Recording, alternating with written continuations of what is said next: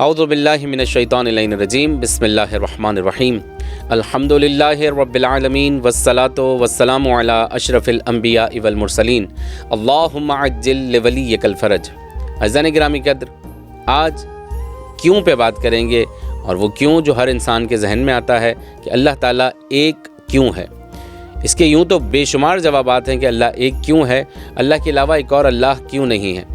اگر اللہ کے علاوہ ایک اور اللہ ہوتا تو سسٹم بھی ایک اور ہونا چاہیے تھا، اور اگر یہ کہہ لیتے ہیں کہ بھائی سسٹم ایک ہی ہوگا اور دونوں مل کر کام کریں گے تو بڑا مشکل ہو جاتا۔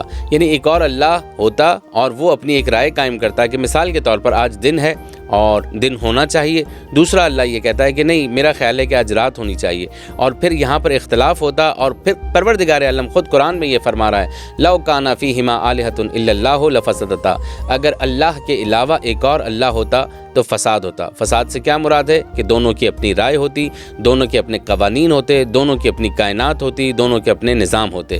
لہٰذا ایک اللہ ہے، ایک نظام ہے، ایک کائنات ہے اور بخوبی چل رہا ہے۔ یہی وجہ ہے کہ اللہ ایک ہے اور ایک اور اللہ نہیں ہے۔ امیدوار ہوں کہ یہ جواب آپ سب کے لیے مؤثر اور مفید رہا ہوگا۔ اپنی دعاؤں میں یاد فرمائیے گا۔ والسلام علیکم ورحمۃ اللہ وبرکاتہ۔